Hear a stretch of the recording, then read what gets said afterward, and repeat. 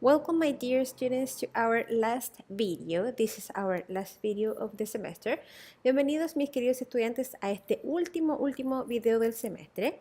And today we are going to make a review of the complete topics we have seen during the semester. En este video vamos a ver un resumen de todo lo que hemos visto durante el semestre. Partimos entonces como siempre con el objetivo semanal, el cual es aplicar lo que has aprendido durante el semestre para que puedas valorar la importancia del inglés en las carreras que están cursando actualmente.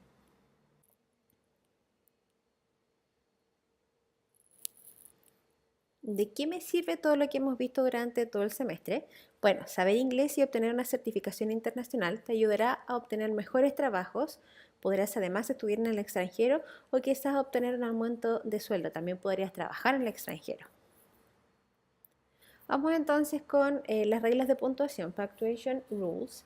Y la primera es la coma. Y recordemos que la coma se usa para separar elementos, separar verbos, oraciones independientes, adjetivos, entre otras cosas. Es decir, cada vez que hay una sucesión de verbos, por ejemplo, esa sucesión de verbos va en, entre comillas. Y de hecho, tal como lo vemos, perdón, la coma. Entonces, comenzamos entonces con Punctuation Rules y vamos con la coma. Recuerden que la coma se usa para separar elementos, verbos, oraciones independientes, adjetivos, entre otras cosas. Y de hecho, tal como lo tenemos acá, si ustedes se pueden fijar en estas partes, tengo una serie de elementos, las cuales tuve que separar con coma. Entonces, para eso se usan las comas. Punto y coma. El punto y coma se usa para separar ideas similares. Se puede decir que es el sinónimo del punto seguido. De repente, cuando hay mucho punto seguido en el texto, es bueno reemplazarlo por el punto y coma, ya que cumplen la misma función. Cuando quiero seguir hablando del mismo tema, sin embargo, tengo que separar ideas, necesito usar el punto y coma o el punto seguido. Las comillas.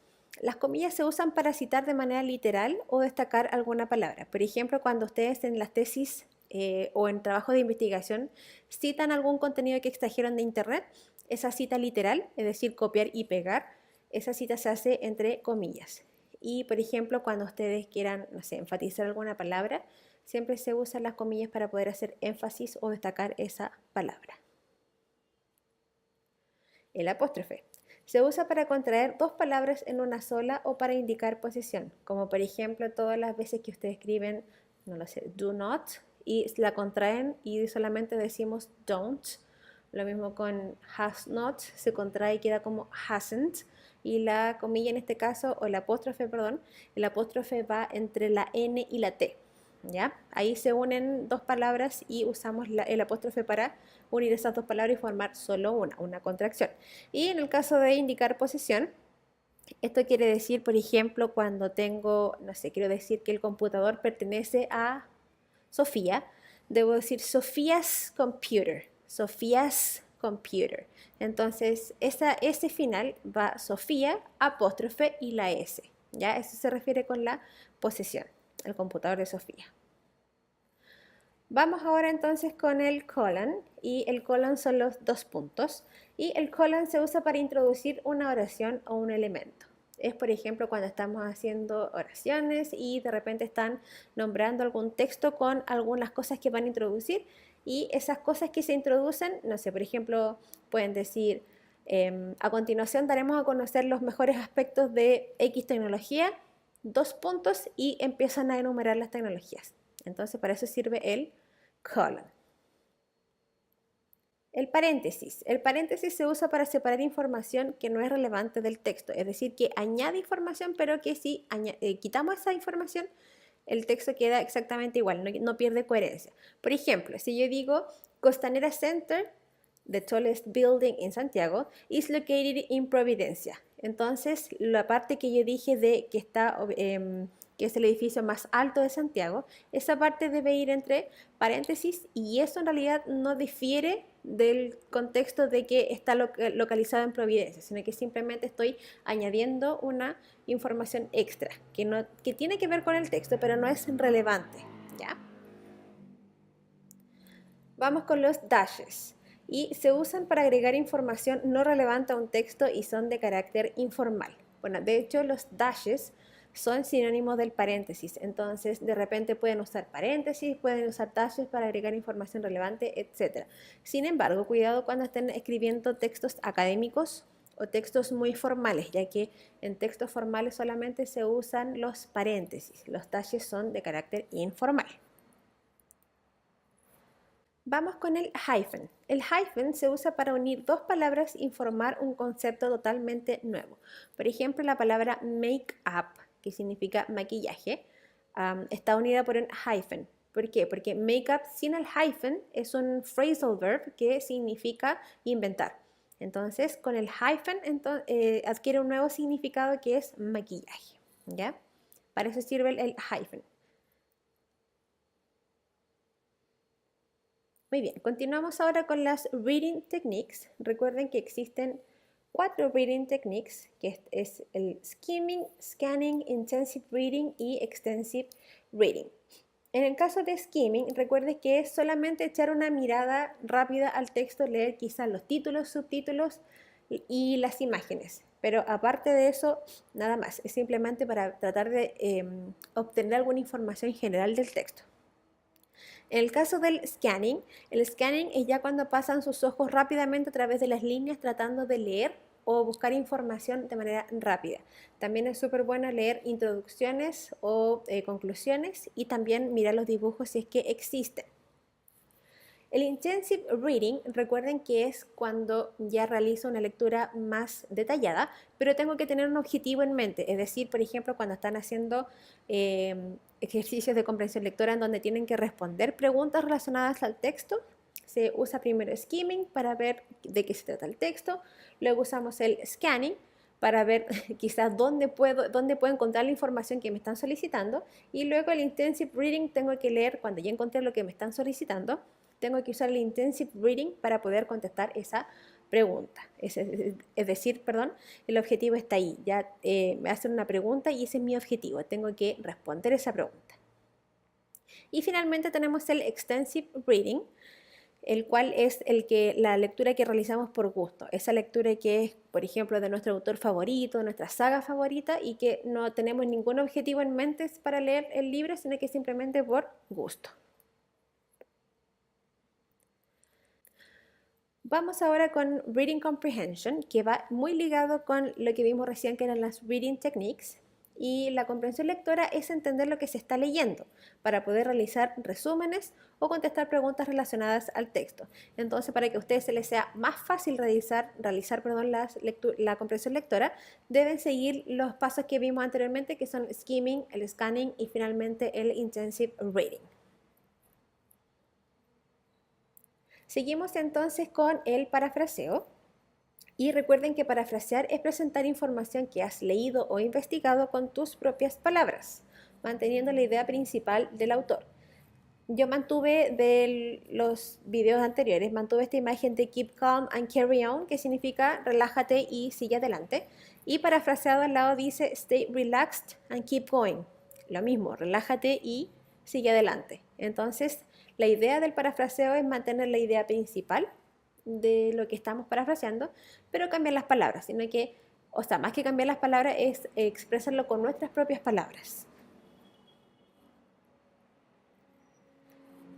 Entonces, respecto al parafraseo, hay que tener mucho cuidado con caer en el plagio, ¿ya? Recuerden que para parafrasear no puedo ir parafraseando palabra por palabra, sino que más que nada tomen ideas, tomen frases, pero es mejor tomar ideas, y esa idea vayan redactándola según como ustedes entendieran, manteniendo la idea principal. Recuerden que cuando uno investiga o lee algo y lo quiere usar para su propio trabajo de investigación, ustedes igual deben hacer referencia de dónde lo extrajeron y por qué extrajeron eso de ese lugar, por qué les sirve a su investigación, ¿ya? De esta forma ustedes van a dar a entender al lector que ustedes manejan el tema, saben cómo parafrasear y se manejan con el inglés muy, pero muy bien, ¿ya? Entonces, súper importante que sepan parafrasear. Recuerden, nuevamente les vuelvo a insistir, el parafraseo es tomar algo que leyeron de internet, mantener la idea principal y esa idea principal redactarla ustedes mismos con sus propias palabras, ¿ya? Y obviamente deben hacer referencia de dónde sacaron el texto em, para que sea como una referencia bien hecha, para que para que el lector, perdón, sepa de dónde lo extrajeron y además justifiquen por qué lo sacaron de ahí y no de otro lado. ¿Ya? Eso es para que su tesis o su trabajo de investigación sea irrefutable. Nadie les va a poder decir absolutamente nada. Entonces, cuidado con el plagio. Está bien sacar de internet, pero o se cita o se parafrasea. ¿Ya? Pero no es llegar y apropiarse de propiedad intelectual.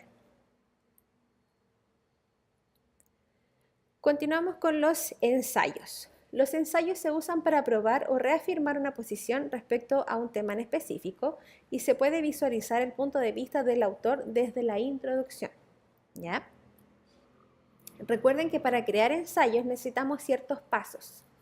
Primero, entonces, importante decidir tu tópico. Obviamente, si no sé de qué voy a escribir, no puedo realizar un ensayo si no sé de qué voy a escribir.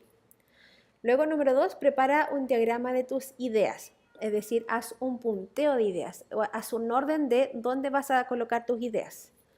Luego escribe tu thesis statement. Recuerda que la thesis statement es la oración que resume todo el párrafo, ¿ya? Súper importante hacer eso para que cuando el lector lea su ensayo, sepa de qué se va a tratar cada párrafo. Luego dice, escribe el cuerpo del ensayo que se llama body paragraph y los body paragraphs son simplemente los párrafos que van a ir entre la introducción y la conclusión. Escribe la introducción. Recuerden que la introducción se escribe casi al final. Se escribe, de hecho, primero van los body paragraphs, después va la introducción y después va la conclusión. Ese es el orden en el cual ustedes deben redactar su ensayo para que salga coherente, ¿ya? La introducción, sin embargo, sigue estando en el primer lugar en cuanto a visualización, sigue estando de los primeros. Escribe la conclusión y finalmente agrega detalles finales. Esos son los pasos para poder crear un ensayo. Seguimos ahora con los reportes y el reporte informa al lector de manera simple y objetiva respecto a temas relevantes. El reporte tiene una estructura predefinida y tiene secciones independientes y conclusiones imparciales, no así como en el caso del reporte. Entonces, los aspectos del reporte son resumen, contexto, discusión y conclusión. En el resumen es donde ustedes, valga la redundancia, resumen de lo que se trata el reporte, qué es lo que va a ver el lector. Es una introducción, entre comillas, a lo que se va a ver en el reporte. En el contexto, ustedes colocan, insisto, valga la redundancia, colocan en contexto al lector de lo que ustedes van a hablar y lo que necesita saber el lector para poder entender su reporte. Luego tenemos la discusión, que es donde ustedes ponen en discusión dos puntos de vista o más respecto a lo que estén haciendo, de lo cual estén haciendo el reporte. Esta es la discusión y obviamente la discusión debe tener harto ejemplo, debe tener harto soporte de fuentes externas también para que sea irrefutable. Y finalmente la conclusión. En la conclusión ustedes deben no dar su opinión. Recuerden que el reporte es algo imparcial. Entonces en la conclusión ustedes simplemente deben estratificar lo que han estado haciendo durante todo el reporte. Si están a favor, mantengan eso y por qué. Evidenciar por qué siguen a favor y si están en contra, evidenciar el por qué están en contra. ¿Ya? Ahora, hablando más o menos de lo mismo, siguiendo con los ensayos y con el reporte, vamos a hablar también de las certificaciones FCE. La certificación FCE significa First Certificate in English. Eso significa FCE.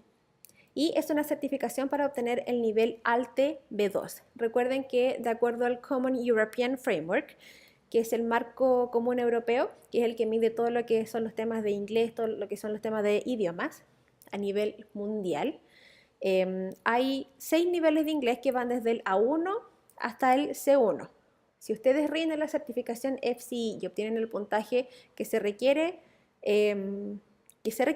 pueden optar a la certificación B2. Hasta ahí llega el FCE. Obviamente si tienen menos puntaje van a tener menor certificación.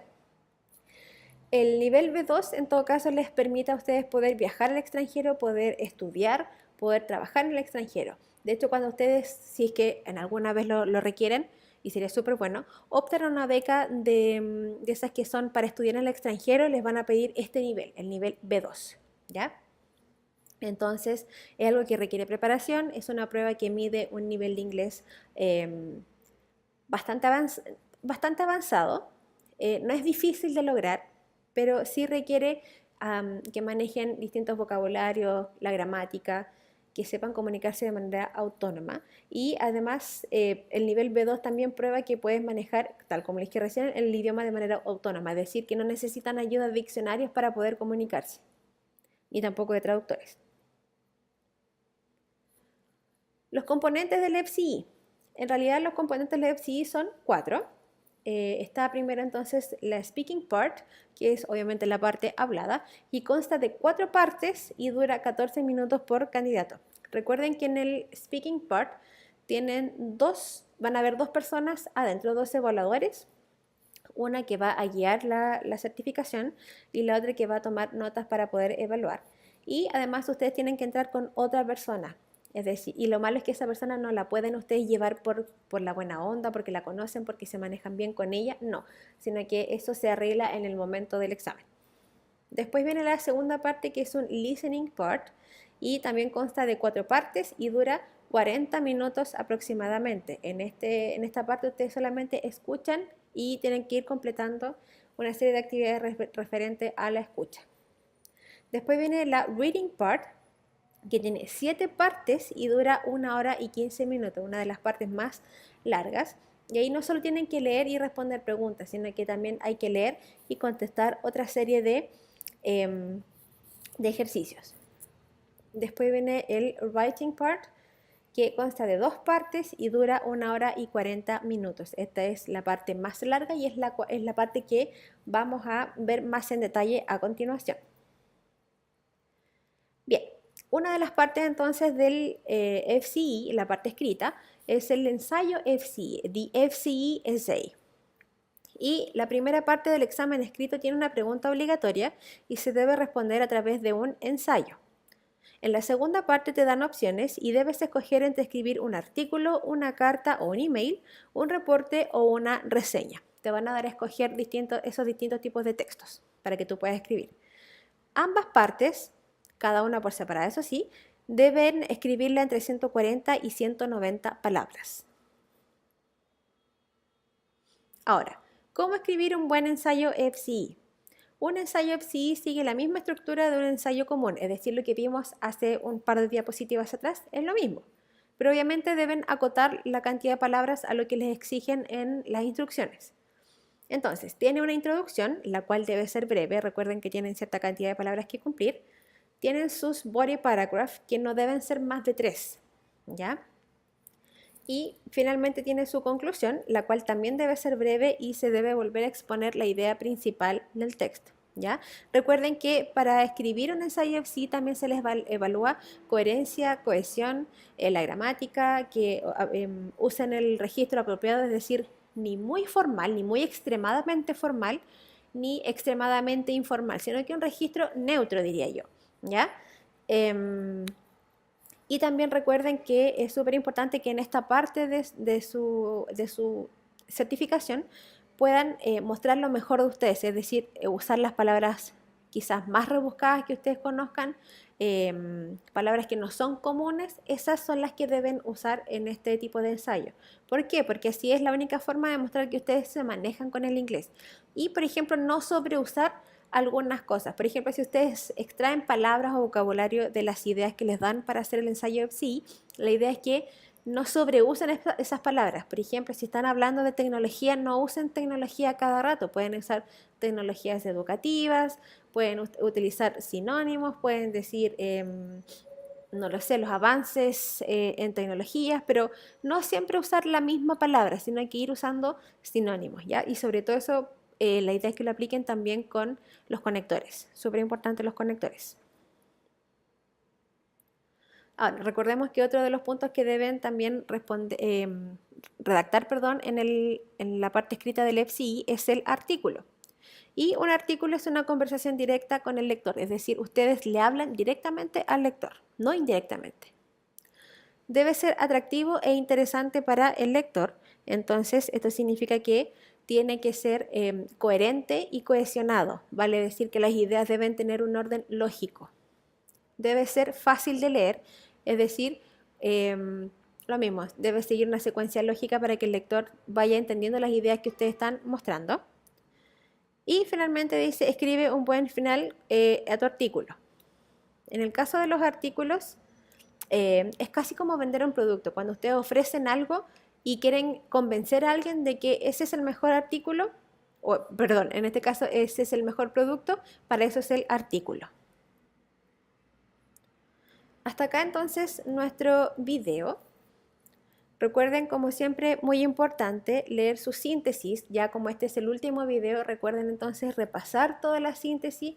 La idea es que obviamente durante el semestre ustedes hayan estado tomando notas, apuntes, que esa es la forma de estudiar.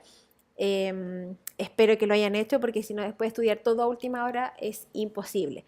Afortunadamente, estas son pruebas de práctica más que de conocimiento, no como en inglés 1 y 2 que tienen que aprenderse en memoria un montón de reglas. Ahora no es así, pero recuerden que deben aplicar ciertas técnicas que fueron enseñadas durante este semestre, así que ojalá hayan hecho apuntes respecto a esto y no estén a última hora leyendo.